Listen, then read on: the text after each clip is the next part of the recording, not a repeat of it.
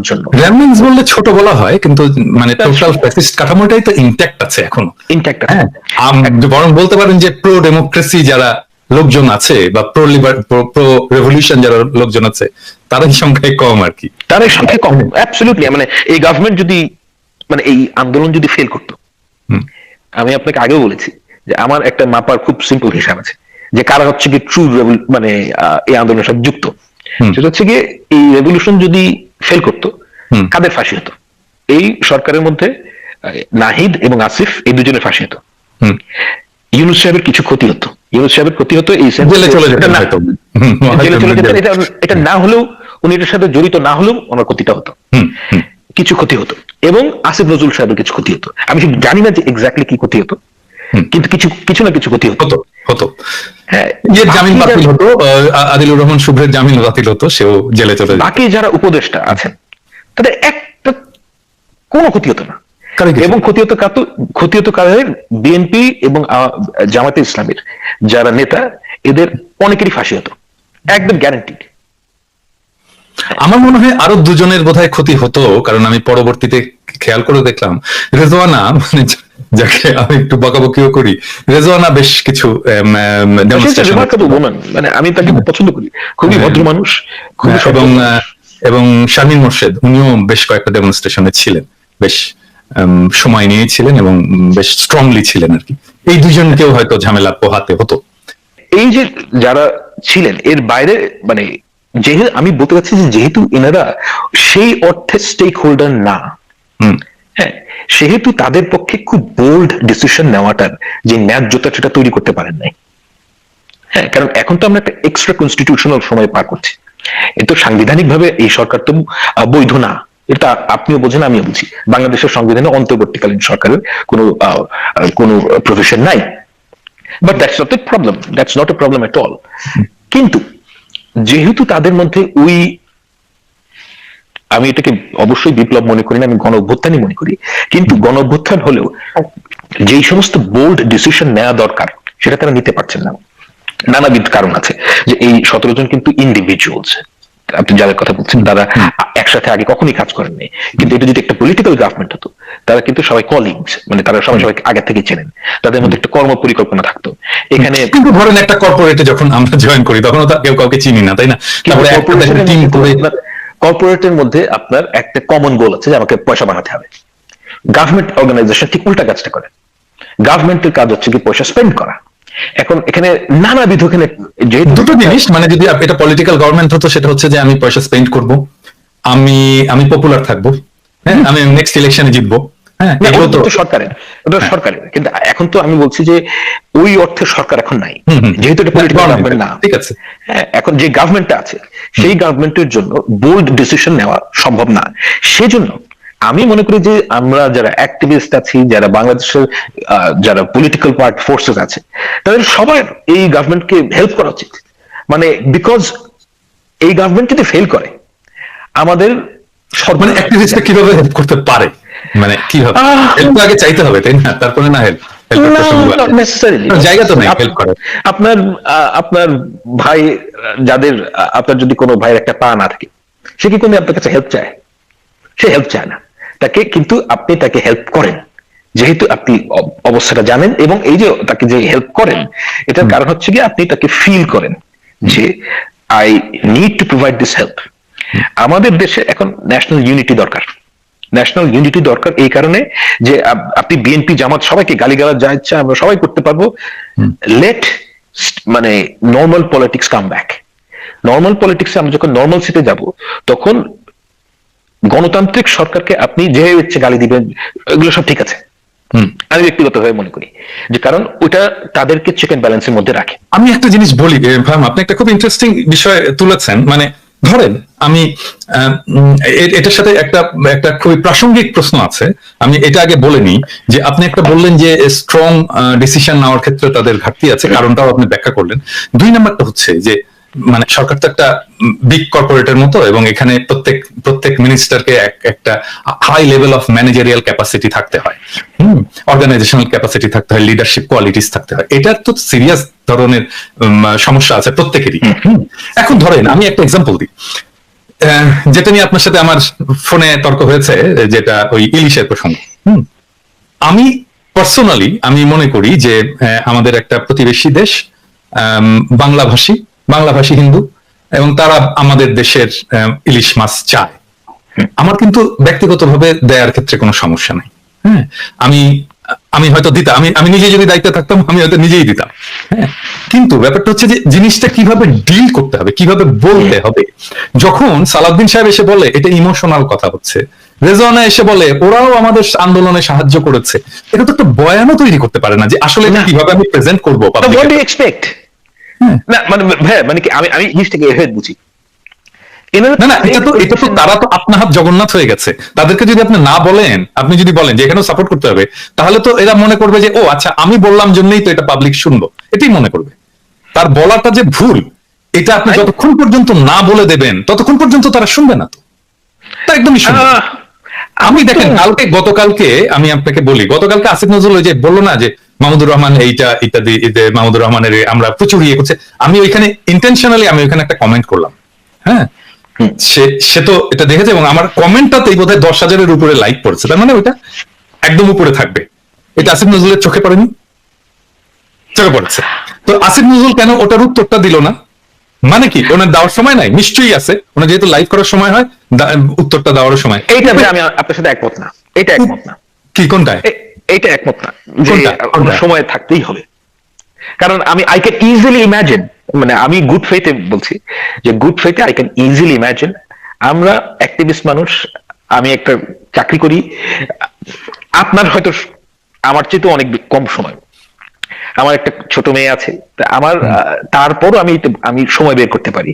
কিন্তু I can easily imagine বাংলাদেশে এখন যার উপদেষ্টা, মানে কেউ যদি কাজটা ঠিকভাবে করার চেষ্টা করেন, তার নাও খাওয়ার সময় নাও থাকতে পারে। না, আমি এটা একমত না। এটা টাইম ম্যানেজমেন্টের ব্যাপার, এটা কমপ্লিটলি টাইম ম্যানেজমেন্টের ব্যাপার। না, আই এগ্রি। এটাও তার একটা ম্যানেজারিয়াল ক্যাপাসিটি, তাই না? সেটাও ওনাদের নাই। হ্যাঁ, তো মানে ধরেন, মানে আসিফ নজরুলের যদি 2 মাস হয়ে গেল না, 2 মাস হয়ে গেল সরকারে থাকে, আসিফ নজরুলের যদি পিনাকি ভট্টাচার্যের জন্য 2 মিনিট সময় দেওয়ার মতো সময় না থাকে, তাহলে উনি সরকারে আছেন কেন? না ভাই, আপনাকে তো সবাই ভয় পায়। That's the truth, যে আপনাকে মানে সবাই তো সরকারের যারা আছেন তারা তো ভয় পাবে। কারণ এখানে আরো অনেক সমস্যা আছে। ফেসবুকে মানুষ ইন্টারঅ্যাক্ট করতে চায় না কেন? ফেসবুকে মানে যেমন ধরেন আমাকে অনেকেই, মানে যারা বাংলাদেশের গণ্যমান্য ব্যক্তি, তারা আমাকে অনেক সময় এই কথাটা বলেছেন, আমি তোমার ওখানে কমেন্ট করি না কারণ ওই উল্টাপাল্টা গালিগালাজ করবে। হ্যাঁ, তো এখন দিস ইজ ট্রুথ। হ্যাঁ, এখন আমার তো চামড়া খুব মোটা, আমাকে গালিগালাজ করলে আমার কিছু যায় আসে না। কিন্তু ধরেন অনেকের তো আসলেই মানে অত চামড়া মোটা না, অনেকের তো গায়ে লাগে। হ্যাঁ, তো এগুলো তো রিয়ালিটি। এই রিয়ালিটি থেকে তো আমরা বের হতে পারবো না। মানুষের, প্রত্যেকটা মানুষের কিছু আমি বলবো, যেমন ধরেন ইউনূস সাহেব এখন ওনার 84 বছর বয়স। আই ক্যান ইজিলি ইমাজিন যে উনি এই যে ফেসবুক সেটিং, ইউটিউব ভিত্তিক কথা বলা স্ক্রিনের সামনে, এটা আমি বলতে পারতাম না 2 বছর আগে। হ্যাঁ, তো মানে উনি যে এটাতে মানে খুবই মানে কি বলবো, যে আনইজি ফিল করবেন, এটা কিন্তু হতেই পারে ভাইয়া। এবং এটা হচ্ছে কি, এই বাস্তবতাটা মেনে নিয়ে আমাদেরকে ফাংশন করতে হবে। এবং এটা যদি একটা মানে পলিটিক্যাল গভর্নমেন্ট হতো, তাহলে আপনি তাকে গালিগালাজ করাটা ঠিক আছে, জায়েজ আছে। কারণ পলিটিক্যাল গভর্নমেন্টের অনেক আর্মস থাকে, এই আর্মস গুলো তো এই সরকারের নাই। আমি এই কারণে, এবং আমার মধ্যে সবসময় একটা কাজ করে যে এই সরকার যদি ফেল করে, এই জিনিসটা, ঘটনাটা কি ঘটবে এটা অনেক মানুষ বুঝতে পারে না, যে এই সরকার যদি ফেল করে সেই সিনারিওটা কি হবে। হ্যাঁ, এটা কিন্তু মানে ফেল হবে। আমি আচ্ছা, আমার কাছে মনে হয় যে এই সরকার ফেল করার আমি কিছু রাস্তা বলছি কিভাবে ফেল করবে। প্রথমে জেনে নিতে চাই যে কি হলে আমরা বুঝবো যে এই সরকার ফেল করেছে। ও, ইটস ভেরি ইজি। মানে আমাদের মানে ইন্টারিম গভর্নমেন্টের বদলে ন্যাশনাল গভর্নমেন্ট হবে, অথবা মিলিটারি গভর্নমেন্ট হবে, অ্যাজ সিম্পল এজ দ্যাট। এখানে কোনো জরুরি অবস্থা জারি হবে। তো যদি ন্যাশনাল গভর্নমেন্ট হয় এই সরকারের বদলে, সেটা তো ভালো হওয়ার কথা, এটা হচ্ছে বেটার হওয়ার কথা। না, নট নেসেসারি। সেটা তো পলিটিক্যাল গভর্নমেন্ট হবে, তাই না? না, কিন্তু পলিটিক্যাল গভর্নমেন্ট হোক, কিন্তু এই যে আন্দোলন, সেটার একটা স্পিরিট আছে, এবং এই আন্দোলনের স্পিরিটের মধ্যে ছাত্ররা পুরোপুরি উপস্থিত। হ্যাঁ, এবং বাংলাদেশের ছাত্রদের এই যে স্টেক, আমি চাই এটা বাংলাদেশের যে ভবিষ্যতে যেভাবে দেশ চালানো হবে, এটার মধ্যে বাংলাদেশের এই জেনারেশনের স্টুডেন্টদের মধ্যে, আমি ঠিক স্টুডেন্ট বলবো না, আমি বলবো যে ইয়াং পিপল, অর্থাৎ যাদের বয়স 20 থেকে নিয়ে 35-এর মধ্যে, এই ছেলে মেয়েগুলোকে আমাদের রাজনীতিতে ঢোকাতে হবে, রাইট? এবং এই গভর্নমেন্ট যদি ফেল করে, এই স্টুডেন্টরা পুরোপুরি বাদ পড়ে যাবে। এবং I am very cognizant about it. National গভর্নমেন্টে যদি স্টুডেন্ট বা ইয়াংদের যদি রিপ্রেজেন্টেশন থাকে তাহলে ন্যাশনাল গভর্নমেন্টে যে সমস্যাটা তৈরি হবে সেটা হচ্ছে যে ন্যাশনাল গভর্নমেন্ট যদি তৈরি হয়, বাংলাদেশের মানুষ মনে করবে যে আমরা একটা নর্মালসির মধ্যে কিংবা একটা লং টার্মের জন্য একটা সলিউশনের মধ্যে চলে গেছি। হ্যাঁ, এবং সেই ক্ষেত্রে এটাকে একটা রেগুলার গভর্নমেন্ট মনে করা শুরু করবে। এবং এই রেগুলার গভর্নমেন্ট যদি যায়, বাংলাদেশের যে বাক স্বাধীনতা এইটার কাটুল হবে, বাংলাদেশের মানুষদের স্বাধীনতা কাটুল হবে। এই জিনিসগুলো আমি চাই না। আমি চাই বাংলাদেশ মানে বাংলাদেশের মানুষ যেন কথা বলতে পারে এবং বাংলাদেশের ইয়াং ছেলেমেয়েরা যেন রাজনীতিতে ইন্টারেস্টেড হয়। এটা একটা খুবই গুরুত্বপূর্ণ বিষয়। কিন্তু ধরেন আপনি আপনি আপনি তো আগে বললেন যে আমাদের দ্রুত রাজনৈতিক সরকার এটা প্রতিষ্ঠিত হোক এবং এই ডেমোক্রেটিক চর্চা যদি চলতে থাকে প্র্যাকটিস, তাহলে আমাদের এই যা যা প্রবলেম হয়েছে এগুলো আস্তে আস্তে সরে যাবে। তো তাহলে তো রাজনৈতিক সরকার আসলে একই জিনিস করবে না, কারণ এই এক বছরের মধ্যে আপনি অনেকগুলো জিনিস দেখবেন। সেটা হচ্ছে গিয়ে আমার মনে হয় বিএনপি, জামায়াত ইসলামী, এই দুটো তো বাংলাদেশের বড় পলিটিক্যাল পার্টি। এই দুইটা পলিটিক্যাল পার্টি এই মুহূর্তে সবচেয়ে বড় পলিটিক্যাল পার্টি। এই দুটো পলিটিক্যাল পার্টির মধ্যে একটা সাকসেশন দরকার। সাকসেশন ইন দ্য সেন্স যে আমি আপনাকে একটা সিম্পল কোয়েশ্চেন করি, যে বাংলাদেশে বিএনপি এবং জামায়াত ইসলামের লেটস সে 40 থেকে নিয়ে 55 বছর বয়স, এই এইজ গ্রুপের মধ্যে আপনি ন্যাশনাল লিডার কয়জন আছে? National leader in the sense যে যাকে নেতৃত্বের কথা আমি ভুলে যাই, যাকে অ্যাটলিস্ট রেকগনিশন আছে, অর্থাৎ বাংলাদেশে সব মানুষ চিনবে যে এই মানুষটা 40 থেকে, সব মানুষ না হলেও মানে একটা very large number of people would be able to recognise যে এটা হচ্ছে কি বিএনপির নেতা। কিন্তু তারেক রহমানের বয়স 55 না, একটু বেশি, তো এটা না হলে উনি আউটলায়ার ইন দ্য সেন্স যে হি ইজ দ্য লিডার। ওনার কথা আমরা বাদ দিই, মানে তারেক সাহেব তো বিএনপির মধ্যে একজন। আমি বলছি যে নেতা, পলিটিক্যাল লিডার। হ্যাঁ, আপনি এই 40 থেকে 55 বছর বয়সের যে এইজ ব্র্যাকেট, এই ব্র্যাকেটের মধ্যে দেখবেন যে বিএনপি বলেন কিংবা জামায়াত ইসলামী বলেন, কোন ন্যাশনাল লিডার নাই। এটা একটা ভয়ঙ্কর বিষয়। হ্যাঁ, এই সময়টার মধ্যে কিন্তু মানুষের সব দিক থেকে, মানে ছেলে বলেন কিংবা মেয়ে বলেন, প্রফেশনালি বলেন এবং এক্সপিরিয়েন্সের দিক থেকে বলেন, যে এটা সবচেয়ে প্রোডাক্টিভ টাইম। এই প্রোডাক্টিভ টাইমে নেতা বাংলাদেশের বিএনপি কিংবা জামায়াত ইসলামের মধ্যে রেকগনাইজেবল লিডার্স নাই। এখন আপনি এটা বলতে পারেন যে গত 15 বছর যেহেতু ফ্যাসিজম ছিল, সেহেতু এটা আমরা সামনে তারা এগিয়ে আসতে পারে না, which is true by the way। কিন্তু আমি এটা পুরোপুরি অস্বীকার করি না, এই যুক্তিটার ভ্যালিডিটি আছে। কিন্তু এখানে এই সাথে এটাও জরুরি, কিন্তু রিয়ালিটিটা কি অ্যাজ ইট ইজ, সেই অর্থে আমি যদি বলি যে 40 থেকে 55 বছর বয়সের মধ্যে যারা যে দেশের মুষ্টি মানে ম্যাক্সিমাম নেতা আমার কাছে মনে হচ্ছে এই এজ গ্রুপের মধ্যে থাকা উচিত।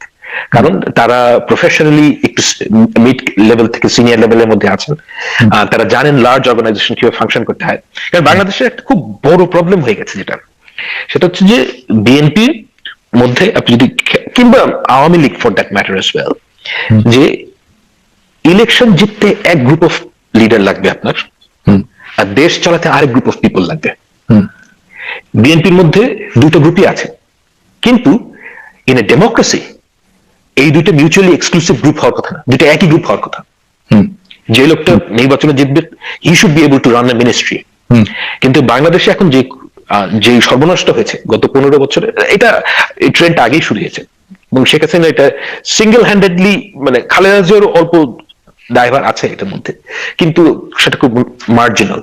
Sheikh Hasina almost single handedly এই জিনিসটাকে ধ্বংস করে ফেলেছে। আপনার এখন এক সেট অফ লিডার লাগবে যারা ওই মানে বেসিকলি গালিগালাজ করবে, মেঠো রাজনীতি করবে, একে পয়সা দিবে, একে খুন করবে, এবং তারা হচ্ছে কি ইলেকশন জিতবে। এবং আরেক গ্রুপ অফ পিপল লাগবে যারা দিয়ে আপনি দেশ রান করাতে পারবেন। এটা হচ্ছে রেসিপি ফর ডিজাস্টার। এখান থেকে যদি আমরা উত্তরণ চাই, অর্থাৎ বিএনপি, জামায়াত ইসলামী এবং অন্যান্য পার্টি ফর দ্যাট ম্যাটার, আমি বলছি যে এই দুটো নাম বলছি কারণ তারা বড় দল এই মুহূর্তে, যে আপনার এমন গ্রুপ অফ পিপল লাগবে যারা দেশ রান করতে পারবেন,